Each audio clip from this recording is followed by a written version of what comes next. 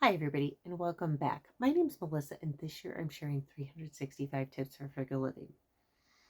Today's tip is find one thing that you spend money on and see if you can go without it. That one thing cannot be medicine. You can't be like, oh, well, I just spent, X number of dollars on insulin. Let's see if I can go without it. You can't. You can't. So not that. Um,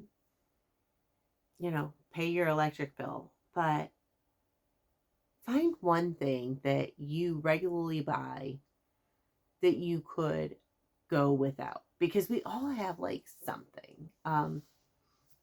My big thing that I'm trying to work on going without, and I've greatly cut down, is sparkling water. I love the bubbles. It's like a sensory thing for me. I love the way they feel.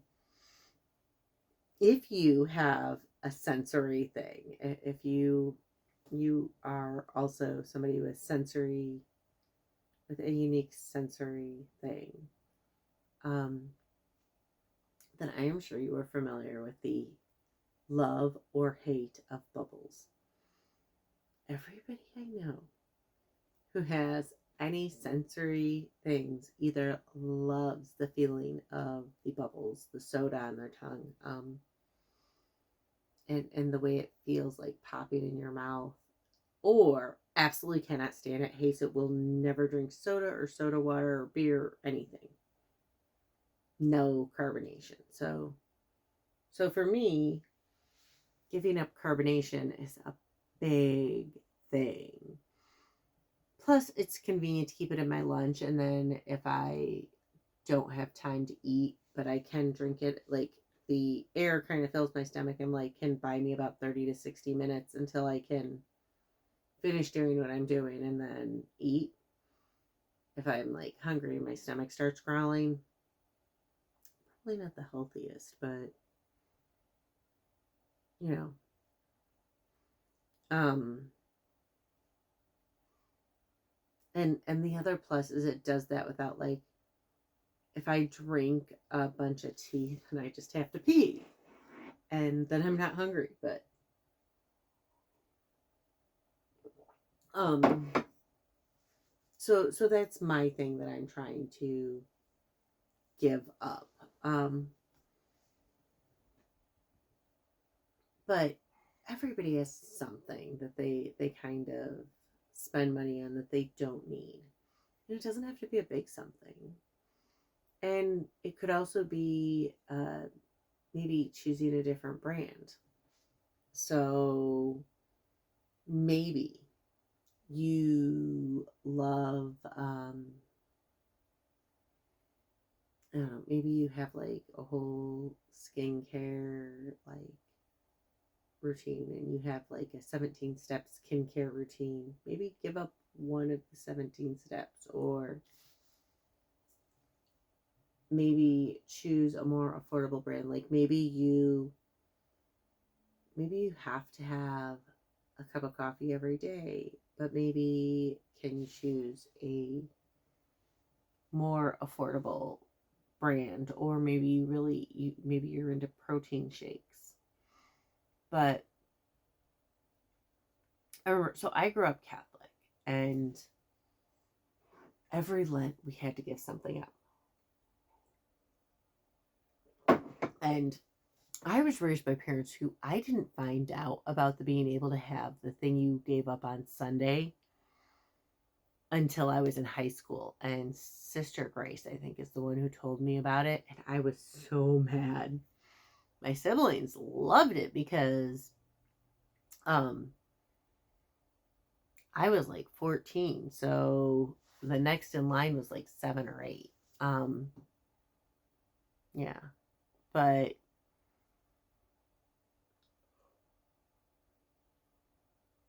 sorry. Uh, so they all always got their Sunday thing. I, though, until I was like 14, whatever I gave up, I did not get from Ash Wednesday until Easter Sunday. That was just how it was. But the thing is that it did teach me that it's kind of cool to have some willpower. It taught me what to give up and what not to give up. I can't tell you the number of years I told my mom that I would commit to giving up veggies or even a specific veggie for the rest of my life. I will give up Brussels sprouts, broccoli, and I won't just do it for Lent, I will do it forever. And she never ever let me. So it's really, really hard. But I've given up chocolate and candy. I remember one year I totally pissed them up.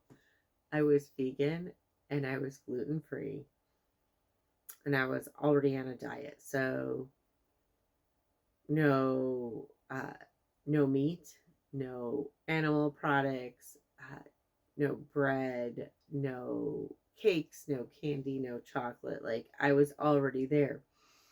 And they were so mad because I couldn't give anything up. All I had ever was I had rice, beans, potatoes, and guacamole. That was pretty much my diet, was those four things. An occasional salad, maybe some peppers and onions. But like I only had like 10 foods I ate. And they're like, you need to find something to give up. And I'm like, no.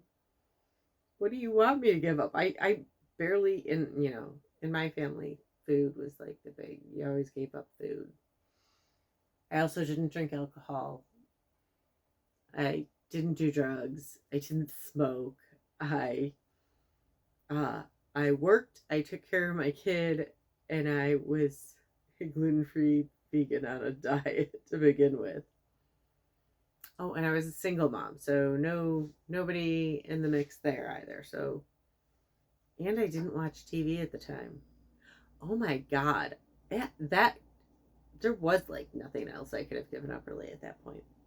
But it drove my dad batty. Um, but giving up something, it can kind of help you find what you can and can't go without. And I really feel like the state of the world, we're going to start having some pressure points. My timeline, tariffs were just announced, like massive tariffs. And um,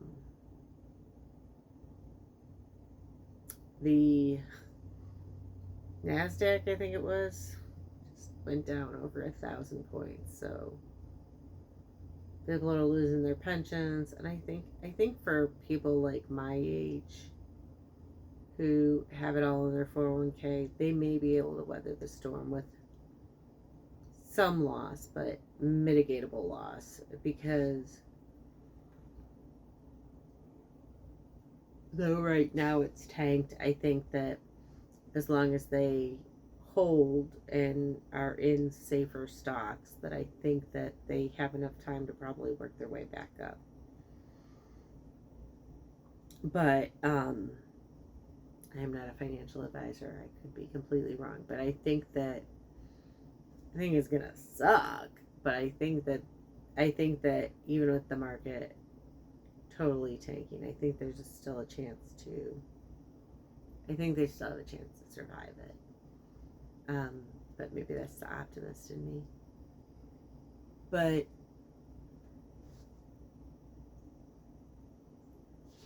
there's some things we can't get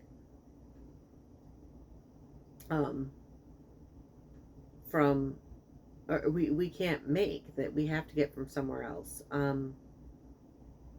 Pandas. We have to import all of our pandas from China.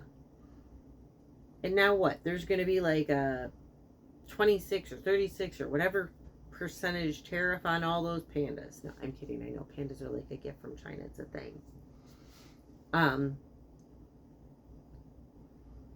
But it's going to cause goods to go up, and everybody's expecting supply chain shortages and huge changes, and I think that there might be. I mean,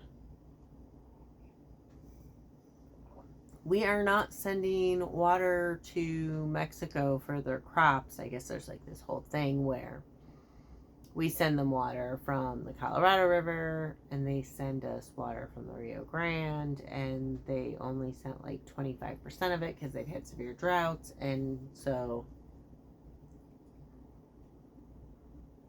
now they're still having droughts and they're not getting the water from the Colorado. It's being held. So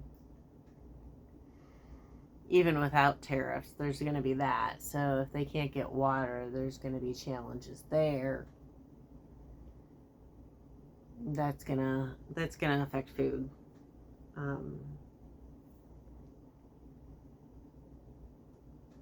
But food is a global market. I really prefer in season produce, but the thing like blueberries, I prefer when they're in season in Peru. Um, I really like Peruvian blueberries, followed by blueberries from Chile. I'm hoping to grow some blueberries and see if that works in the next few years. But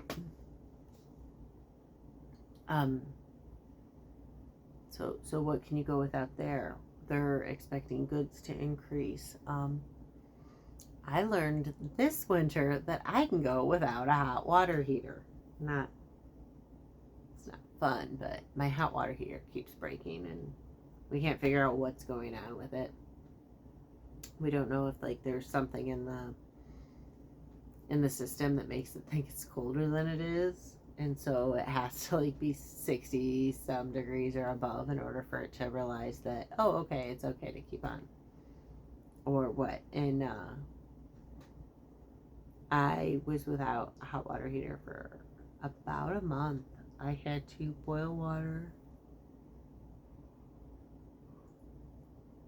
and put it in a 5-gallon bucket, add cold water, and then use an electric camp shower, because the way it's set up, it the first time it broke, he came out to fix it. It worked immediately, and then the second time it broke, it did kick the FD code, which was like the frost defense. So it was struggling because of the temperature. So I was like, oh, I'll wait for it to warm up. But then when it warmed up, it did not work again. So then I called him, he fixed it, and then it broke again, and then it worked again. Like it broke again at some point last week, and then it fixed itself on Friday, and then it broke itself again on Sunday, I want to say, and then it fixed itself again yesterday. So I have a hot water heater that doesn't know if it wants to work. But I did learn I can go without a hot water heater. I can make do. Now, hot water heater is definitely not the one I would suggest going without. I would definitely suggest like the soda water. But look for, and I mean, you may be 100% minimalist, and you might be one of the few people out there who does not have any area of waste that you can go without. But look for just like one thing you can try not buying, and set a time frame. I'm not going to buy this thing that I love for a week or a month or a year. And you would be absolutely surprised. And again, like not necessarily food, or not true needs. But maybe you buy a lot of clothes. Maybe you buy clothes every single month. How many months can you go without buying clothes? I can go a lot of months. I did finally buy underwear today, but I had not bought clothes I haven't bought new clothes in like a year or two or 3 years. But I have thrifted a few items. But I